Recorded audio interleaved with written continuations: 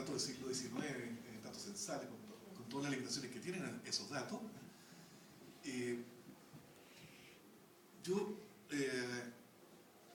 creo que evidentemente que es limitado, o sea, no podemos llegar más allá de lo que los datos de la época nos ofrecen. Hay restricciones.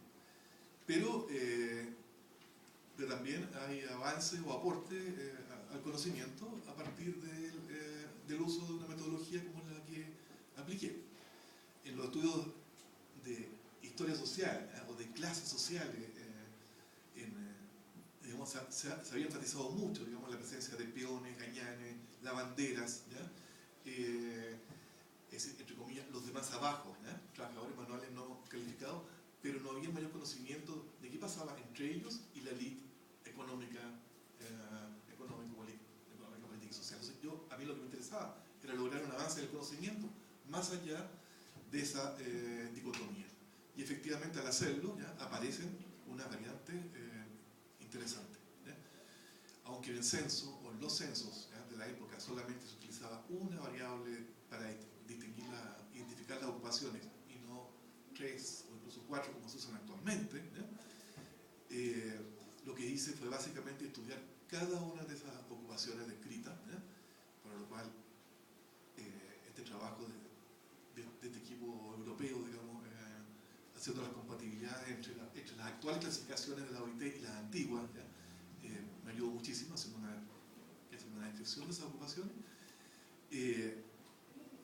Eso me permitió diferenciar, por ejemplo, entre estos trabajadores no calificados, manuales no calificados, como el peón, engañar la lavandera, versus otros que, siendo trabajadores manuales, tenían un sector de calificación, la costurera, por ejemplo. Y luego se hacía más fácil también, cumplía esa etapa, también se hacía más fácil distinguir entre trabajadores manuales y no manuales. Cuando hablamos de trabajadores, digamos, de gente de clase media, estamos hablando, por definición en sociología, de no manuales. Entonces, al interior de la clase media, bueno, aplicar distinciones similares. Obviamente, no es lo mismo que podemos hacer hoy día con los datos que actualmente tenemos. Pero, honestamente, creo que no se llegaría a unas diferencias porcentuales demasiado grandes a nivel global, a nivel país, o a nivel de una ciudad como Santiago. No estoy entrando en un detalle más fino que ese. Y eso como en cuanto a la visión, a la fotografía de la época en el siglo XIX.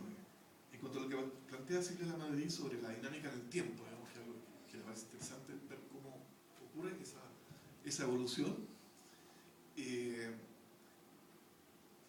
Solamente quisiera enfatizar en que lo que yo analizo en todos los cuadros, en todas las tablas que presenté, dice relación con lograr una tipificación de todas las ocupaciones, en todas las épocas. O sea, lo que es fijo son los tipos de ocupación. Lo que es variable es qué porcentaje de cada tipo de ocupación, qué porcentaje tiene cada tipo de ocupación en el empleo total. Entonces puede que en un momento, bueno, en globo, digamos, obviamente las clases medias, o las ocupaciones de clases medias eran menos en el siglo XIX que hoy día. Y al hacer subdivisiones más finas al interior de las clases medias, podemos ver cambios en la composición de las clases medias, siempre con este criterio de qué porcentaje ocupan los distintos tipos de ocupación en la ocupación total en el mismo momento. Yo podría hacer un comentario final lo que dice, porque es muy interesante, porque cuando uno entra en este detalle, por ejemplo, ocupaciones como el artesanado, claro, si a nosotros actualmente nos dicen, claro, como el ejemplo que tú pusiste, zapatero, carpintero, sectores populares, obreros, trabajadores, en el siglo XIX, bueno, depende, claro, un zapatero, un ebanista, un mueblista, era alguien que en la clasificación de la época es un trabajador calificado, muchas veces un pequeño empresario independiente que tiene sus aprendices y su taller y que está muy por sobre que un gañán, que un peón, digamos, o que un inquilino de un fundo. De hecho, muchos de ellos eran extranjeros que llegaban al país y hacían fortuna a partir, digamos, de estas ocupaciones técnicas y prácticas. Entonces también allí tenemos que ser capaces de tener esa flexibilidad para ver. Y también, bueno, quiero citar nomás por si les interesa el estudio de Mariana González, claro, que ella, por ejemplo, a ver, uno de los grandes como credos de la clase media en el siglo XX es que la educación formal es un gran canal para convertirse en clase media. Ella demuestra que eso es cierto aproximadamente de la década del 30 y 40 del siglo XX en adelante. Hacia atrás, quienes acceden a la educación, que ya se empieza a ampliar durante el siglo XIX, son más bien sectores medios artesanales que pasan a la educación y se transforman en maestros, empiezan a ser los primeros profesionales, los primeros técnicos. Los sectores más pobres no tienen acceso a esa educación. La integración o la movilidad, el ascenso social, la movilidad social, los sectores más pobres por medio de la educación es un fenómeno que ocurre mucho después en el tiempo.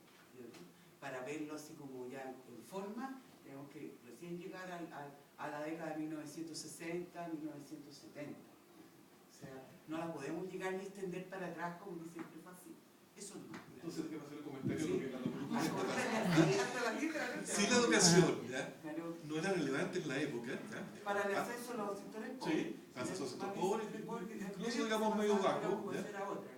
Claro, pero entonces, si no era económicamente tan relevante, ¿por qué fue tan importante en la época? Porque hubieron peleas terribles en Francia, en Chile, y procesos de gran magnitud, también en Estados Unidos, con Horace Mann, el inspirador de Sarmiento en Chile, para impulsar una educación primaria para todos.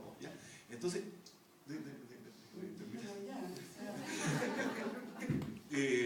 ¿por qué? No voy a saltar por encima de la mesa, no lo voy a entender. Ese es el punto. Entonces, ¿por qué la educación tiene ese carácter mítico? Y de repente ese mito que detrás, y que ese mito que había detrás de la educación, a lo mejor es algo que no está tan lejano a lo que hoy día se ha construido respecto a la educación. A lo mejor también lo de hoy también tiene mucho de mito.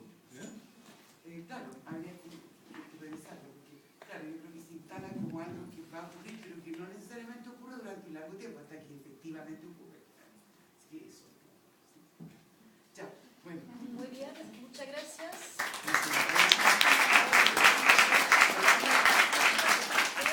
Bueno, tenemos el tema del próximo encuentro, clase media y educación, mito o realidad. Sí, porque hace un rato que está dando vuelta ese tema entre nosotros, así que ya lo tenemos determinado. Bueno, para nosotros igual estas reuniones ocurren con cierta, digamos, regularidad, así que no sabemos cuándo va a ser la próxima, pero la idea es ahí sí volver a hacerla en una sala más bien de tipo taller, ¿no? Para cortar un poco la relación jerárquica que se instala en el espacio acá.